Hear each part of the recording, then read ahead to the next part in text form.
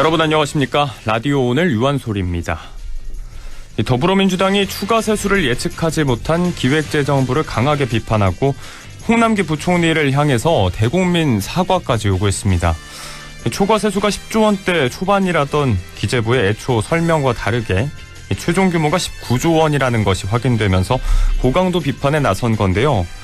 자, 1조라고 해도 어마어마한 예산인데 그런데 한나라의 초과 세수를 1, 2조 원이 아니고 19조 원이나 잘못 계산한다. 자, 이런 일이 어떻게 쉽게 발생할 수 있는 건지 이해가 잘 가지는 않는데요.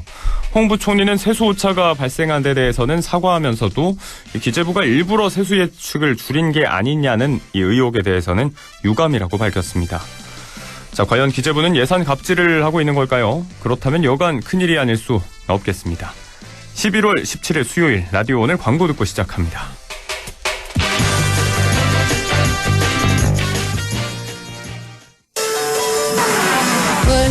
훌쩍 알러지엔 간질 알러지엔 애취 알러지엔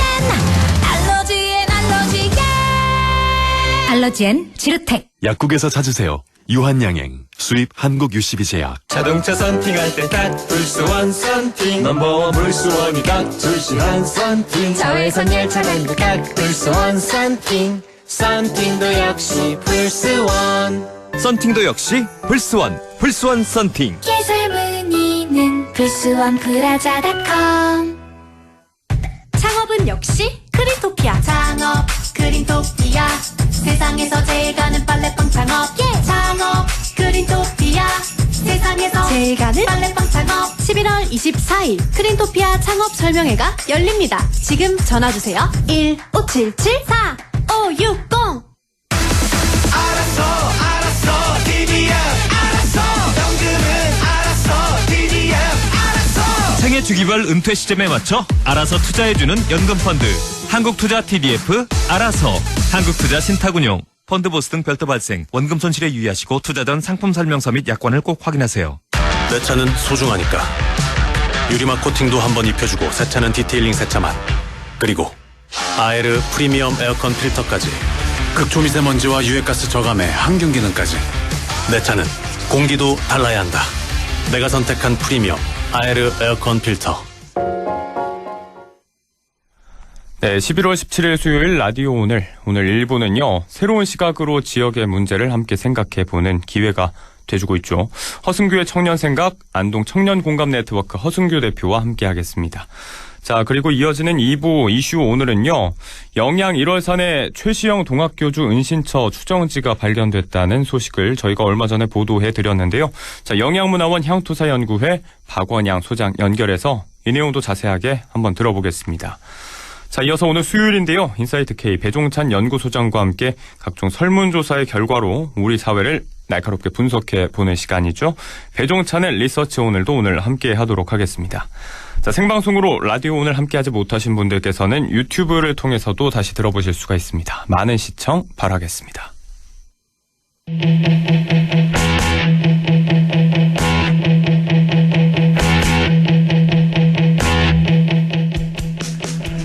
허승규의 청년생각, 청년의 관점에서 지역사회 이슈를 조금은 다른 시각으로 바라보는 시간 가져보고자 합니다. 안동 청년공감네트워크 허승규 대표님, 오늘은 직접 스튜디오에서 만나 뵙겠습니다. 안녕하십니까? 네, 안녕하십니까. 허승규입니다. 네, 오늘은 직접 또 발걸음을 해주셨는데 좋은 말씀 부탁드리겠습니다. 지난주 방송을 통해서 이 버스 타기 좋은 안동, 이 주제로 지난주 토요일에 열렸죠. 2021 안동시 예산 시민토론회 소개를 해주셨었는데 어떻게 토론회 잘 마치셨나요? 네, 말씀 주신 대로 잘 마쳤습니다. 네. 지난주 토요일 구 안동역 모디 684에서 안동시 예산 시민토론회 버스 타기 좋은 안동이 열렸는데요. 지난 토론회에서는 시민들의 이동수단인 시내버스 예산 분석과 이를 통한 안동시 버스 정책 개선 방안을 나누었습니다. 시민들이 낸 소중한 세금인 예산과 이동수단인 버스 문제를 연계한 토론의 내용이 좋아서 오늘 그 내용을 청취자 여러분과 나누고자 하고요. 네. 토론의 제목은 버스 타기 좋은 안동이지만 인근 경북 북부 지역에 해당되는 사례니까 버스 타기 좋은 문경, 예천, 의성 이렇게 생각하면서 들어주시면 고맙겠습니다. 자, 저희가 또 관련 내용을 보도를 해드렸기 때문에 관심을 모으고 있었는데 일단은 뭐 잘 끝났다, 내용이 너무 좋았다, 하시니까 기대가 되고요. 말씀하신 대로 안동만이 아니라 듣고 계신 우리 지역의 모든 분들 역시 생각해 볼 만한 주제니까 좀 집중해서 잘 들어주시면 좋겠습니다. 자, 이 시민들의 소중한 세금인 예산 그리고 이동수단인 버스가 만난 이야기인데 시내버스 관련 예산 어떤 점들을 좀 다루게 됐나요? 네, 먼저 안동시 버스 관련 예산을 분석하기 전에 안동시 예산의 큰 그림부터 살펴보았습니다. 네. 안동시가 쓸 수 있는 돈, 쉽게 말해서 남는 돈이 얼마인지 알아야 그 돈을 유익한 정책에 쓸 수 있으니까요. 네. 제가 유한솔 아나운서님 즉석 퀴즈를 내겠습니다. 혹시 즉석 퀴즈. 안동시 1년 예산 수입과 지출이 대략 얼마인지 아시나요? 제가 알기로 올해 분 예산 기준으로 한 1조 2,500 정도 되나요? 네, 정확하죠. 얼추 비슷합니다. 아, 그런가요? 네. 그럼 두 번째, 혹시 잉여금과 순세계 잉여금이란 말을 들어보셨나요? 잉여금은 좀 쓰는 말인데 순세계 잉여금은 좀 생소해요. 말 그대로 잉여금은 남는 돈일 것 같고요. 일단 개념을 좀 정확하게 짚어주시면 네, 좋겠습니다. 시청자 여러분 오늘 꼭 기억해 주셔야 될 단어가 네. 바로 이 순세계 잉여금입니다. 순세계 잉여금. 네, 청취자 여러분 금고나 가계부를 보면 수입과 지출이 있듯이 안동시도 수입에 해당되는 세입과 지출에 해당되는 세출이 있습니다. 세입은 안동시가 한 해 동안 거두어 들이는 돈이고 세출은 한 해 동안 쓴 돈이고요. 1년 단위로 이 세입과 세출을 비교해서 결산을 합니다. 그래서 세입과 세출의 차액에 해당되는 돈이 바로 잉여금, 남는 네. 돈이고요. 2020년 기준으로 안동시 세입은 기금 포함 1조 7,300억 정도 되고요. 세출은 1조 4천억 정도 됩니다. 그래서 계산하면은 잉여금이 3,267억 정도 됩니다. 자, 정리해보면 1조 한 7,300억 정도, 1조 3천억이 넘는 세입 예산 중에서 이제 잉여금이 3천억이 넘는 거잖아요. 이 차이가 좀 큰 것 같은데 어떻게 보십니까? 네, 바로 이 잉여금에는 또 이게 들어가 있어요. 3,200억에는 예. 2월금과 국도비 보조금 잔액 이 두 가지가 포함되어 있습니다. 2월금이라고 하면은 예산서에 돈은 잡히는데 올해 쓰는 게 아니라 내년에 쓰는 예산이에요. 네, 네. 예를 들어 뭐 5년짜리 공사 같은 경우는 이제 5년치 예산이 잡혀 있는 거고요. 그다음에 국도비 보조금 잔액은 안동시나 의성군 같은 기초단체가 중앙정부나 경상북도한테 받는 보조금 가운데 반환해야 되는 남는 돈을 말합니다. 즉 잉여금에는 이 2월금과 국도비 보조금 잔액이 포함되어 있어서 얘네 둘을 뺀 것이 바로 순세계 잉여금입니다. 말 그대로 순세계 잉여금, 순수하게 남은 돈이다. 이런 뜻입니다. 일단은 이제 내년으로 넘겨야 하는 금액이 있고 또 반납을 해야 되는 돈이 있는데 이 금액을 모두 뺀 금액. 그러니까 남는 금액에서 2월금과 국도비 보조금 잔액을 뺀 순수하게 남는 돈이 순세계 잉여금이다. 자, 이제는 청취자 여러분들께서도 개념이 좀 잡히실 것 같은데요. 자, 그렇다면 안동시의 순세계 잉여금, 그러니까 순수하게 남은 돈이 얼마나 될까요? 네, 2019년은 1,379억이고 2020년은 1,453억입니다. 네. 2년 연속 1,400억의 가량의 순세계 잉여금이 발생했고 이게 계속 늘고 있는 추세인데요. 네네. 일반적으로 순세계 잉여금이 높을수록 애초에 합리적인 재정 계획을 잘 세우지 못하고 있다 볼 수 있고요. 이런 재정 계획성에 신경을 더 써야 되는데 또 하나 지표가 있어요. 그 지방자치단체장은 이런 계획성 있는 재정을 위해서 5년 단위로 중기 지방 재정 계획이라는 녀석을 세워야 되는데 네. 안동시 중기 재정 계획 반영률은 80.3%입니다. 유사단체 평균은 94%거든요. 차이가 좀 있군요. 네, 그래서 전반적으로 안동시 예산을 좀 더 합리적으로 세울 필요가 있고요.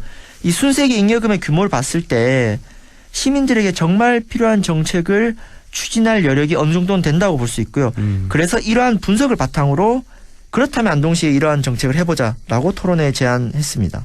자, 순수하게 남는 돈, 순세계 잉여금이라든지 아니면 이제 다른 지표들까지도 따져봤을 때 예산도 좀 합리적으로 세울 필요가 있고 또 재정 여력도 좀 있는 상황이다.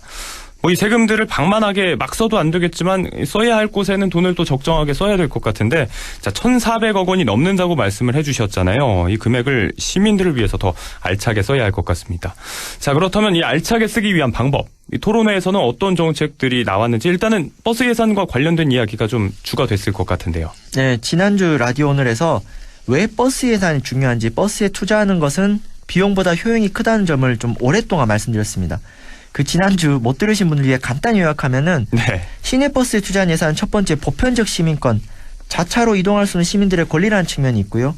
두 번째, 이미 시내버스 운영체계에 막대한 세금이 들어가기 때문에 네. 예산 사용의 공공성이라는 측면이 있습니다. 즉 이게 완전 민간 영역이 아니라는 거죠. 다음 세 번째, 기후위기 시대 탄소 배출 줄이는 녹색교통이라는 측면이 있고, 마지막으로 주차난 해소에 기여하고 어르신들의 건강권을 높이고 교통약자들의 사회적 자유 확대라는 다양한 공익적 효과를 만들었습니다. 이러한 다양한 공익적 효과를 전제로 했기 때문에 경기도 화성시 무상교통 정책을 안동 스타일로 바꾼 안동형 청소년 교통복지 정책을 그날 제안했습니다. 자, 지난 방송을 못 들으신 분들을 위해서 요약을 해주셨는데 일단 저도 지난주에 이 자리에 없었기 때문에 이 버스 예산에 관해서 이렇게나 다양한 효용성이 있다는 부분을 미처 생각을 못했습니다. 자, 보편적인 이용권, 또 공공성, 요즘 정말 중요한 탄소 중립과도 연관이 있는 개념도 또 나와 있고 그래서 당위성은 충분해 보일 것 같은데요. 자, 안동형 청소년 교통복지 정책. 이제 사례를 경기 화성시 사례에서 찾아왔잖아요. 어떤 점들을 좀 살펴보면 될까요? 네, 요즘 이 경기 화성시가 핫합니다. 네. 무상교통 정책 핫한데요. 네네. 화성시는 기후위기에 대응하는 화성형 그린뉴딜이라는 비전을 담은 여러 가지 교통정책을 실시했고요. 특히 이 점점 뜨거워지는 지구온도를 낮추려면은 탄소 배출을 줄여야 되고 이 주요 원인인 교통 분야에서는 자가용 중심의 교통정책을 대중교통 중심으로 대대적으로 전환해야 됩니다. 네. 그래서 이 무상교통 정책을 실시했습니다. 말 그대로 청소년과 어르신들을 비롯한 교통약자들의 교통비를 지원해주는 제도고요. 이 제도를 통해서 자가용 없는 시민들의 이동권, 교통기본권, 행복주문권을 보장하는 게 있고 특히 에너지 환경 비용 및 교통 혼잡에 따른 시간과 사회적 비용 절감을 목적으로 하는 정책을 화성시에서 실시했습니다. 자, 일단 계속 얘기가 나오고 있는 이 환경에 관한 부분, 탄소 배출을 줄여야 하기 때문에 자가용 중심의 교통정책이 대중교통으로 좀 전환이 돼야 한다. 우리 지역에는 정말 필요한 전환점이라고 생각이 되는데, 자, 이 단순히 버스비를 지원하는 게 아니고 이 교통복지와 탄소 중립이라는 아주 큰 목표가 정책 목표로 설정이 됐어요. 자, 구체적으로 그러면 언제부터 누구에게 지원이 되는 방향일까요? 네, 화성시는 지금으로부터 딱 1년 전이죠. 2020년 11월부터 1단계 만 7세부터 18세인 화성시 아동 청소년 약 12만 5천 명 대상으로 무상교통 정책이 실시되었습니다. 네. 그리고 올해 7월부터는 만 65세 이상 어르신 대상, 또 올해 10월부터는 만 19세 23세 청년 대상으로 확대되었는데요. 아직 정책 초창기 단계이기 때문에 현재로서는 1단계인 만 7세 18세 아동 청소년 12만 5천 명 대상 8개월 동안 정책 시행한 결과 중간 보고서가 나온 상태입니다. 자, 단계적으로 시행을 했고 중간 보고서가 나왔다. 8개월 동안 만 7세에서 18세 아동 청소년, 그러니까 약 12만 5천 명이 대상이었는데, 자, 무상교통정책 8개월 동안 실시되고 중간 보고서가 나왔다고 하셨는데 효과가 좀 어땠을까요? 변화가 어떤 측면에서 이루어졌을지. 네, 많은 변화가 일어났습니다. 많은 먼저 변화가. 버스 이용률이 늘었습니다. 그 2020년과 2021년 3월 일평균 어린이 및 청소년 대중교통 이용 인원수를 분석해 보니까 네. 경기도 내 유사 지자체 대비 화성시가 대중교통 이용 인원수 증가율이 무려 평균 51%가 늘었습니다. 그러니까 비교를 너무 다른 지자체랑 한 게 아니라 경기도 내 유사 지자체랑 비교를 비슷한 했고요. 환경에 있는 네. 규모도 비슷하고. 그다음에 두 번째로 기존에 버스를 안 탔던 대상 가운데 54.3%가 무상교통 정책으로 인해서 새롭게 버스를 이용했다 응답했습니다. 한 번도 안 타다가 네. 좀 지원해 주니까 내가 한번 타볼까 했던 분들이 54%나 된다는 거고요. 이 외에도 이용횟수 증가, 교통비 지출 절감, 통행시간 감소 등의 효과 등이 나타났습니다. 그런데 이런 효과들은 우리가 일반적으로 유추할 수 있는 부분이고요. 네. 또 특이한 점은 도심 관내 소비 지출이 증가했다는 결과가 나와요. 즉 지역 상권 활성화에도 도움이 되었다는 거고요. 이런 것을 포함해서 정책 만족도 조사는 86.7%가 만족했다고 응답했습니다. 자, 말씀을 해주신 대로 우리가 예상할 수 있었던 효과, 그러니까 대중교통을 이용하는 인원은 일단 비약적으로 증가한 게 수치로 나타났고, 특이점이 또 이제 관내 소비 지출이 늘었다, 지역 상권이 또 활성화가 됐다. 이 부분에 대해서는 정말 주목을 해봐야 될 것 같습니다. 자, 일단 높은 정책 만족도에서 알 수 있듯이 정말 다양한 정책 효과가 있었는데, 자, 그런데 일단 무상교통 정책이라고 하면 우리가 일단 드는 생각이 돈이 든다, 돈이 좀 많이 들 것 같다, 이런 생각을 하잖아요. 어느 정도 화성시의 경우는 예산이 책정이 됐을까요? 네, 오늘 방송의 키포인트 바로 이겁니다. 키포인트가. 아무리 좋은 정책도 돈이 너무 많이 들면 이제 할 수가 없잖아요. 돈 문제죠, 결국. 그래서 제가 이 돈을 파헤쳐봤습니다. 네, 화성시의 경우 2020년 11월 12월 초창기 2개월치 예산을 보면은 총 예산 25억 3천만 원이었습니다. 네. 교통비 지원이 19억이고 운영비가 6억 3천 정도 들었고요. 네네. 그리고 2021년은 규모가 확 커져요. 1년치인데다가 만 65세 어르신까지 포함했기 때문에 연간 정책 예산은 207억이고요. 여기서 교통비가 200억, 운영비 7억입니다. 근데 이걸 어떻게 계산했냐면은 1인당 연간 지원 상한액을 뒀어요. 예를 들어 제가 아무리 버스를 타고 싶다고 해도 하루에 버스를 20번씩 타버리면 곤란하잖아요. 그렇죠. 그래서 1인당 연간 지원 상한액이 만 13세부터 18세는 109만 800원이고요.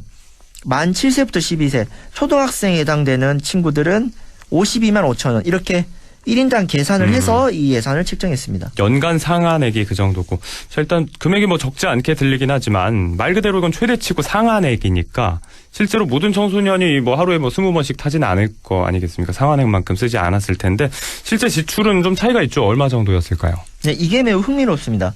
모든 청소년들이 버스를 매일매일 여러 번 타진 않기 때문에요. 그래서 실제 예산 대비 지원금의 비율을 알아보는 게 중요합니다. 네. 2020년 11월부터 2021년 6월 8개월 동안 지원금이 얼마 나갔냐면은 7억 6천이에요. 그 예산 대비 누적 지원금 비율은 3.5%인데요. 이게 8개월치가 3.5%니까 1년치로 추정 비율, 이거 추정 비율입니다. 아직 네. 통계가 안 나와서요. 5.2% 됩니다. 물론 시간이 흐를수록 정책이 홍보가 될수록 이 비율은 높아지겠죠. 뭐 아무리 높게 잡아도 초창기에 10% 남짓 해도요. 네. 생각보다 적게 든다는 거죠. 그러네요. 그러니까 결과적으로 말씀드리면은 무상교통 정책은 생각보다 실제 지출액이 크지 않다. 그러니까 정책 효과 대비 지출액이 높다고 볼 수가 없습니다. 더욱 중요한 게 있어요. 네. 화성시 인구가 얼마인지 아십니까? 몇 만입니까? 85만이거든요. 네. 지금 올해 10월 기준으로 88만인데 안동과 같은 지방 소도시의 경우는 경기도에 비해 인구도 적고요. 특히 고령 인구 비율이 높아서 청소년 인구 비율은 훨씬 적습니다. 그렇죠. 그래서 지방 소멸 시대 해볼 만한 안동형 청소년 교통복지 정책이 나왔고요. 구체적으로 안동은 어떻게 듣느냐? 요거는 다음 시간에 네. 말씀드리겠습니다. 정말 궁금해지는 포인트였는데. 자, 아무튼 우리 지역으로 대입을 해봤을 때 정책적으로 예산을 확보하는 측면이 좀 실현 가능성이 좀 있어 보인다. 이런 말씀이시고요. 자, 경기도 화성시 무상교통 정책을 이걸 이제 안동 실정에 맞게 적용해서 정책을 추진해 보자는 건데 일단 시간 관계상 다음 주 방송에서 들어봐야 될 것 같고요. 그래도 너무 궁금할 것 같으니까 다음 주 이야기 조금이라도 간단하게 예고를 좀 해주신다면요. 네, 살짝 예고편 네. 방송하도록 하겠습니다. 지금까지 안동시 예산 결산을 분석했고 화성시 무상교통 정책을 살펴봤지 않습니까? 네. 이제 안동시 돈주머니와 다른 지자체 정책을 파악해서 이제 안동에 적용하는 정책을 소개를 합니다. 네. 그런데 이 안동형 청소년 교통복지 정책을 먼저 소개를 하고 중요한 거는 이러한 교통정책을 근본적으로 도입하려면은 현재의 시내버스 운영 체계 그 틀 자체를 공공성을 높여야 합니다. 네. 그래서 다음 주에는 안동형 청소년 교통복지 정책 소개와 함께 안동형 버스 공영화 모델 논의까지 과감한 제안을 청년 생각에서 드리고자 합니다. 버스 타기 좋은 경북 북부 다음 주 이 시간에 한번 살펴봤으면 좋겠습니다. 네, 다음 주에도 놓치지 마시기 바랍니다. 버스 타기 좋은 경북 북부 허승규의 청년 생각에서 들어보겠습니다. 오늘 고맙습니다. 네, 감사합니다. 네, 지금까지 허승규의 청년 생각 안동 청년 공감 네트워크 허승규 대표와 함께 이야기 나눴습니다. 라디오 오늘 1부는 여기까지고요. 잠시 후 2부에서 뵙겠습니다.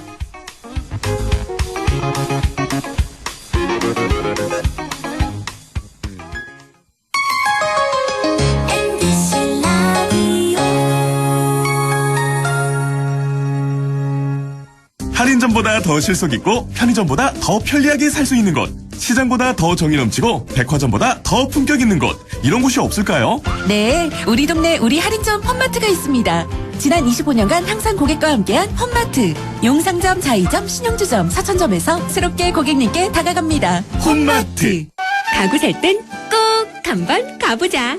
안동 명품 가구 백화점. 흑표 흑침대, 양성국 갤러리, 금성침대, 한국 가죽 소파, 장수돌 침대.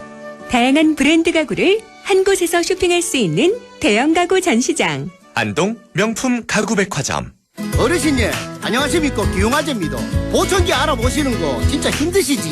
이제 하나만 기억해 주이소. 찾아가는 보청기 집으로 보청기 고민 직접 찾아가 속 시원하게 해결해 드리겠습니다. 1544 2222 1544 2922 집으로 보청기. 성공적인 귀농을 꿈꾸시나요? 영천에는 귀농하기 전 1년간 이론과 실습을 겸비한 영천시 체류형 농업창업지원센터가 있습니다. 개인주택부터 텃밭, 그리고 농업교육까지 원스톱 교육시설. 실패 없는 귀농, 영천입니다. 영화보다 더 감동적인 신이 있습니다. 코로나 의료진의 영웅신, 발코니로 떠나는 여행신, 그리고 모두가 기다려온 백신. 국민 모두가 만들어주신 최고의 신들이 있기에 해피엔딩 신은 멀지 않았습니다. 공익광고협의회. 마음을 열어줘. 다가가 나 속삭이도록. 언제나 내 생각으로 행복해야 해요.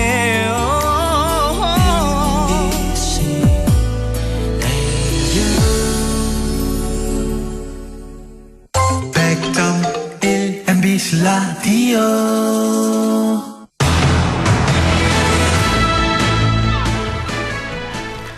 네, 라디오 오늘 2부 순서 이슈 오늘입니다. 영양 1월산에서 동학의 제2대 교주죠. 해월 최시영 선생이 은거한 곳으로 추정되는 장소가 발견됐습니다. 자, 1월산에서 동학인들의 집단 거주터와 우물이 발견됐다고 하는데요. 영양문화원 향토사연구회 박원양 소장을 연결해서 이 내용 자세하게 한번 들어보도록 하겠습니다. 자, 소장님 안녕하십니까? 소장님? 네, 영양문화원 향토사연구회 박원용 소장을 연결해서 이야기를 들어보도록 하겠습니다. 잠시 또 지금 연결이 지체되고 있는데요. 네, 전화 연결 다시 한번 시도를 해보도록 하고요. 자, 얼마 전에 저희가 뉴스데스크를 통해서도 보도해드렸던 바가 있습니다. 이제 태백산, 소백산, 1월산 어느 곳이냐, 해월 최시영 선생의 은거지가 어떤 곳인지에 대해서 학계에서도 논란이 굉장히 많았었는데요. 자, 이번에 1월산에서 그 추정 장소가 발견이 됐습니다. 이 내용을 들어보도록 하겠습니다. 지금 연결이 된 것 같은데요. 자, 소장님 말씀 들어보겠습니다. 안녕하십니까? 예, 박원영입니다. 반갑습니다. 네, 반갑습니다. 자, 굉장히 중요한 유적이 발견이 된 것으로 보입니다. 이번에 1월산에서 동학의 제2대 교주 해월 최시영이 은거한 곳으로 추정되는 터가 발견됐는데요. 자, 그런데 일단 유적이 발견되기 전에 인근 주민들이 이곳에 은신처의 존재를 알고 있었다고요? 예, 알고 있었습니다. 어떤 식으로 또 이걸 좀 주민들이 파악을 하고 있었을까요? 1865년부터 1871년까지 7년간 네. 해월 최시영 선생이 은거에 살았다는 이런 얘기를 듣고 있었습니다.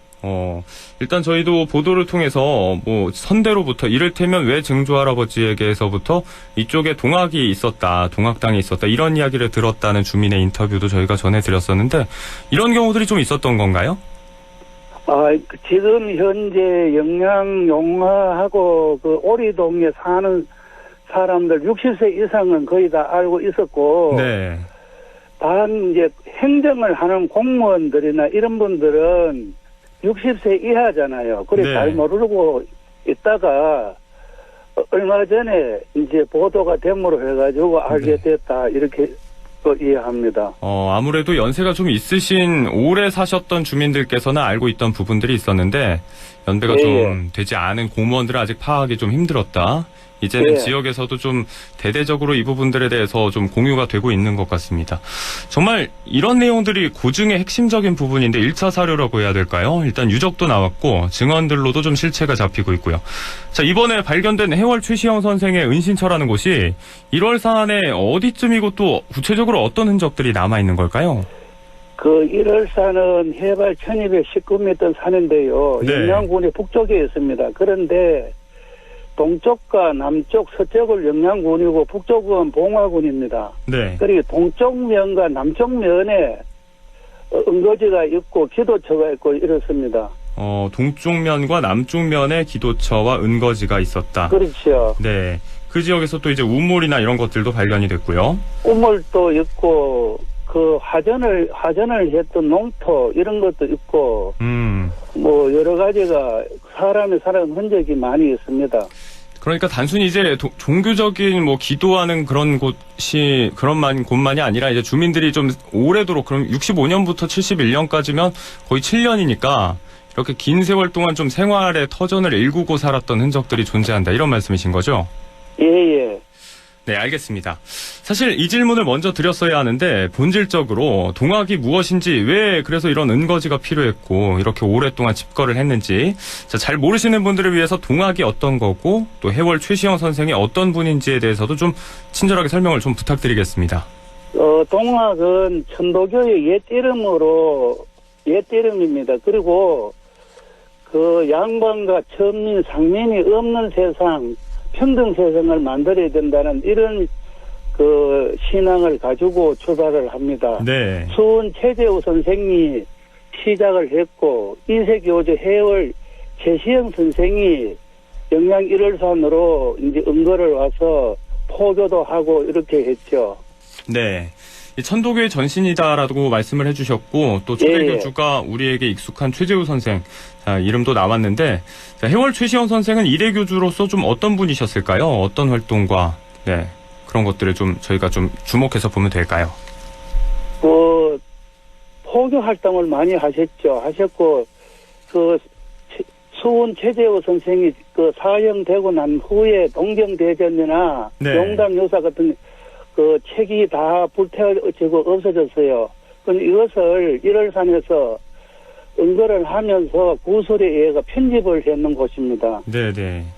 어떻게 보면 이제 체계화하는 그런 작업들에 있어서 이런 은신처가 굉장히 중요한 역할을 했던 공간이었다 이렇게 볼 수가 있을 것 같은데요. 예, 그렇습니다. 네, 이 포교 활동 중이니까 65년부터 71년까지 이 1월산 은신처로 온 것이 이제 1894년에 동학 농민혁명이 일어났으니까 그 이전이 될 텐데 어떻게 보면 본격적인 박해가 시작되기 전의 시기잖아요. 은신을 하게 된 연유가 있었을까요?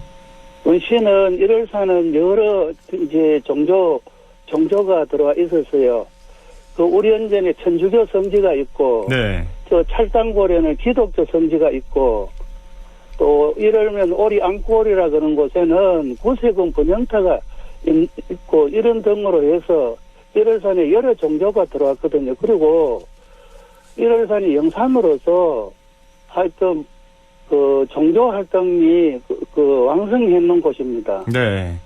그래서 이제 일대교주 최재우의 유언에도 그런 내용이 있다고 하잖아요. 내륙에서 해가 가장 먼저 뜨는 산인 1월산으로 가 있으라 이런 이야기를 전했다고 이 말도 전해지고 있는데 자 그래서 그런지 이제 동학의 일대교주인 최재우의 부인과 자녀도 이곳으로 와 있었다고 하고 조금 전에 말씀하신 대로 화전을 읽었다든지 우물터라든지 이런 생활의 흔적들도 많이 남아있는 곳인데 자 이곳에 모였던 동학교도의 규모가 어느 정도였을까요?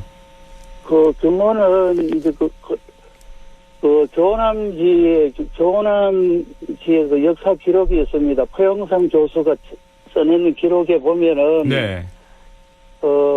동학 교도들 토벌을 위해서 대포를 동원했다고 되어 있는 걸 봐서 수백 명 내지는 수천 명이 있었는 걸로 추정이 되고요. 네. 기록에서는 몇 명이 있었다 하는 건 없습니다. 구체적인 수치가 남아있지는 않습니다만. 예, 구체적인 수치는 남아있는 기록이 없습니다. 네, 그러나 또 진압을 위해서 뭐 대포가 동원될 정도였다고 하니까 보통 규모는 아니었을 것이다. 이렇게 추정을 해볼 뿐이라는 말씀이시고요. 네. 현재 이곳 은신처에 대한 복원과 보존 이런 문제 조치가 여태까지는 취해지지 않고 있었고 일단 영양군에서 이번에 유적지 복원한다 탐방로 개발하겠다 이런 입장을 내놨는데 어떤 조치가 좀 필요하다고 보십니까? 문화유적으로서 상당한 가치를 인정받고 있고 또 그 동학 천도교 정신을 현재 배우면 그 우리가 사람답게 살아가는데 도움이 많이 됩니다. 그래서 좀 성지로서 관리가 되고 또 이용을 하는데 편의시설이나 이런 게 있었으면 좋겠습니다. 역사적인 가치가 충분한 곳이기 때문에 성지로서 좀 보존이 돼야 될 것 같다. 접근성도 높아져야 할 것 같다. 이런 말씀을 해주셨고요. 자, 2019년에 동학 농민혁명 국가기념일로 정부에서부터 지정이 됐습니다. 반면에 아직 유공자에 대한 처우 문제, 이를테면 항일투쟁을 전개했던 동학 지도자들에게도 이 독립유공 서운이 이루어지지 않고 있는데요. 해월 추시영 선생에 대해서도 마찬가지겠고요. 자, 이런 부분에 대해서도 좀 제대로 된 인적 평가 필요하다고 보십니까? 어떻게 보세요? 필요하다고 봅니다. 자, 어떤 식으로 좀 평가가 이루어져야 된다고 생각하십니까? 구체적으로 평가가 이루어져서 네. 좀 존경받는 인물이 돼야 되고, 저희들이 많이 그분들의 공적을 배워야 되겠죠. 네. 후대에 좀, 구체적으로 그런 공헌들이 객관적으로 좀 인정이 되고, 또 우리가 또 과거를 통해서부터 배울 수 있어야 되겠다, 이런 말씀을 해주십니다. 자, 마지막으로 좀 덧붙이고 싶은 말씀이 있다면 간단하게 부탁드리겠습니다. 우리 영양부는 인구가 그렇게 협박해 주고 있습니다. 주고 있고 이렇기 때문에 그 인구 유치라든가 또 영양의 여러 가지 그 문화 관광 개발이나 이런 면에 봐서 유적지 그 복원을 해야 되고 네. 또 다 같이 잘 살아가는 평등 세상 이런 정신도 배우고 교육 도장이 되었은 방향으로 뭐 이렇게 이루어졌으면 좋겠습니다. 네, 지역에 확실하게 정체성을 둔 말씀이신데, 자, 이번 1월산 유적지 발견, 이 동학사 연구, 또 그 발자취를 잘 가꾸고 이어가는 일에 좋은 첫 단추가 되길 기대해 보고요. 더 나아가서 말씀하신 대로 지역에도 좀 보탬이 될 수 있는 소중한 유산으로 자리 잡길 기대해 보겠습니다. 자, 소장님 오늘 말씀. 고맙습니다. 네, 고맙습니다. 예, 감사합니다. 네, 여기까지 듣겠습니다. 지금까지 영양문화원 향토사연구의 박원영 소장을 연결해서 함께 이야기 나눠봤습니다. 라디오 오늘에서는 청취자 여러분의 참여를 기다리고 있습니다. 우리 지역에서 발생한 사건 사고 소식이나 함께 토론하고 싶은 내용을 안동 MBC 홈페이지 라디오 오늘 게시판에 올려주시기 바랍니다. 전화와 문자 참여도 하실 수 있습니다. 전화는 851국에 7191번, 문자는 샵 0913번으로 보내주시면 됩니다. 문자는 단문 50원, 장문 100원의 정보 이용료가 있습니다. 여러분의 많은 참여 바랍니다.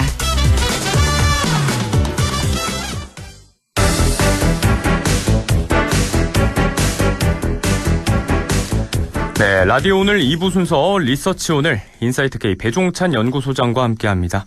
자, 전화 연결해 보겠습니다. 안녕하십니까? 안녕하십니까, 배용찬입니다. 네, 요즘 자주 목소리를 듣습니다. 네. 오늘도 날카로운 이야기. 네, 많이 부탁드리겠습니다. 유앵크 아나운서의 유한선 아나운서의 목소리가 워낙 좋으셔가지고 저도 정말 인상적으로 잘 듣고 있습니다. 자, 뭐 덕담을 항상 좀 장전해 두시고 이렇게 방출하시는 경향이 있는데 네, 감사히 듣고 자, 오늘도 즐겁게 함께 해보도록 하겠습니다. 자, 대선 후보들의 현장 행보가 활발하게 진행 중입니다. 차기 대선 네. 지지도 아무래도 일단은 윤석열 후보가 좀 앞서고 있는 추이로 계속 전개가 되고 있어요.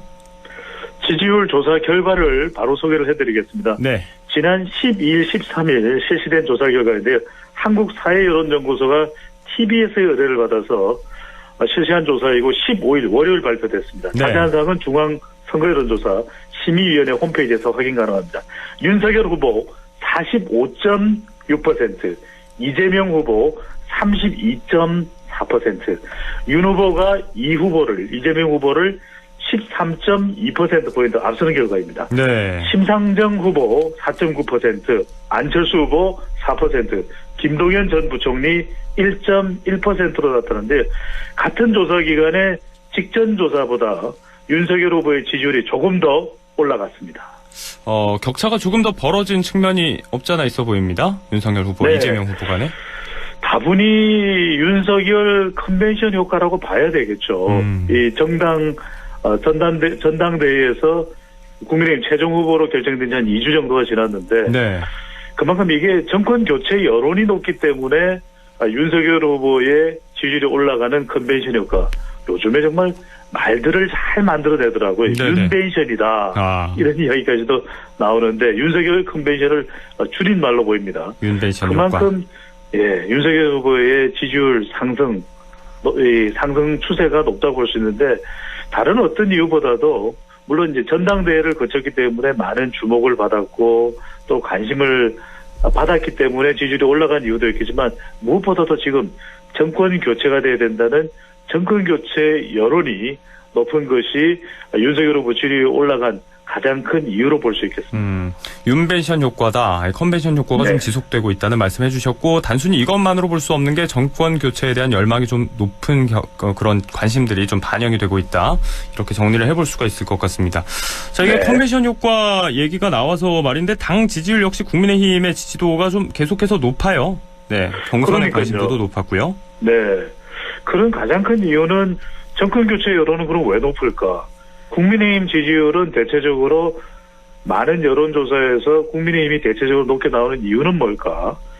또 대통령의 이 국정수행 평가를 보더라도 긍정평가보다는 부정평가가 더 높은 네. 이런 현상이 계속 지속되고 있거든요.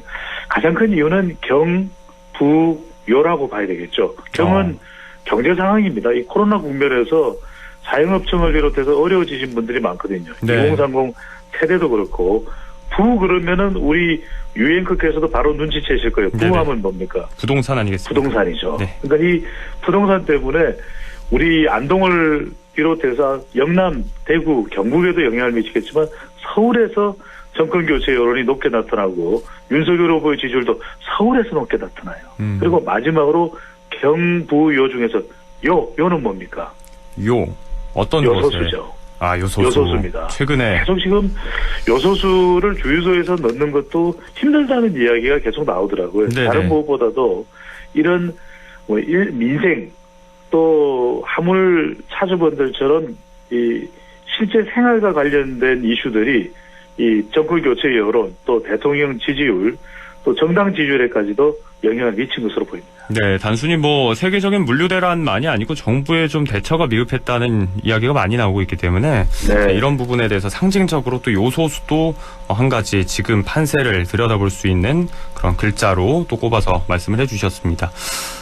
일단 이 판세를 들여다볼 때 성별과 연령별 지지도 추이 아무래도 관심이 높을 수밖에 없습니다. 키포인트가 보일 것 같은데 이 남성 네. 유권자층에서 두 후보의 지지율이 모두 올라갔어요. 그 이유는 뭐라고 분석하십니까? 예, 조금씩 올라갔는데 남성에서 지지율이 올라간 것은 여성보다는 남성 유권자의 경우에 속성이겠죠. 대체적으로 빨리 좀 표심을 결정하는 현상이 나타납니다. 근데 네. 지금 대선 대진표가 결정이 됐기 때문에 적어도 40대 이상의 남성의 경우에는 난 누구에게 투표할 거야. 이 정치적으로 또 이념적으로 특히 이제 뭐 민주당이다 또 국민의힘이다 지지하는 정당에 따라서 결정하는 좀 속도가 여성보다는 또는 다른 20대 30대 남성 여성보다는 40대 이상의 남성이 좀 빠르다고 봐야 되는 것이죠. 네. 결과적으로 이건 어떤 의미를 가지냐면 이번 대선에서 성별로 본다면 남성보다는 여성 표심이 마지막까지 부동층 성격이 강할 수밖에 없다. 그렇다면 어떻게 후보들이 여성을 잡느냐. 그러니까 이게 중요합니다. 이번 대선에서 MZ세대, 2030 세대도 중요하겠지만 또 여성, 또 중도층도 있지만 특히 이제 여성의 마음을 어떻게 잡아내느냐. 그렇다면 여성들이 여성 유권자들이 솔깃할 수 있는 우리 누나, 엄마가 솔깃할 수 있는 그런 이 정책을 이재명 후보가 내놓을지 아니면 네. 윤석열 후보가 내놓을지 이 부분이 상당히 중요할 수 있다라는 거죠. 일단은 뭐 저도 지지도 결과를 보니까 남성과 여성 모두 윤 후보가 좀 우세한 상황이긴 한데 일단은 말씀을 하신 대로 먼저 결정을 내린 것으로 보이는 남성보다는 여성층의 표심을 좀 잡는 게 키포인트가 될 수 있겠다. 자, 그런 네. 말씀을 해주셨습니다. 자, 이번에는 연령대를 좀 살펴볼 텐데 유력 후보들이 젊은 층 그러니까 2030 표심을 잡기 위해서 동분서주하고 있다는 게 이전 대선과는 좀 다른 양상을 보이고 있는 것 같습니다. 그러니까 이제 윤석열 후보도 최종 후보가 되기 전에 안동을 방문했을 때 우리 학생들과 또 대화하는 시간을 가지게 됐지 않습니까? 네. 그만큼 윤 후보도 그렇고 이 후보도 그렇고 MZ세대 2030 세대가 이제 MZ세대라고 불리는데 이들의 마음을 잡기 위해서 정말 야단 법석이라는 표현을 써도 될 정도로 혈안이 되어 있는 공을 들이고 있는 결과로 나타나고 있습니다. 이재명 후보의 경우에는 매주 타는 버스를 타고서 지방을 가더라도 2030 세대 먼저 윤석열 후보는 국대 점프 유 아나운서도 국대 점퍼가 뭔지 알잖아요. 그죠? 네. 국대 점퍼가 국가대표가 입는 점퍼를 입고서 한국 시리즈 직접 관람을 하는 직관까지 했거든요. 네네. 그러니까 이게 아마 평소 이 검사 시절에는 시도하기가 어려웠을 거예요, 윤석열 후보. 하지만 이제 대선 후보가 되고 나니까 2030 세대를 잡아야 되는데, 이번 조사 결과를 보면 직전 조사와 바로 앞에 조사와 비교를 해보면 이번 조사에서는 이재명 후보는 20대에서 조금 지지율이 올라갔고 또 30대에서는 윤석열 후보 지지율이 더 올라갔거든요. 그러니까 20대의 경우에는 표심이 계속 변하고 있는데 30대도 마찬가지입니다. 20대는 가상화폐 세금 부과를 좀 연기할 수 있다. 이런 이재명 후보 공약을 영향받았을 수도 있을 테고 아니면 계속 2030 세대의 마음이 표심이 움직이고 있는 거죠.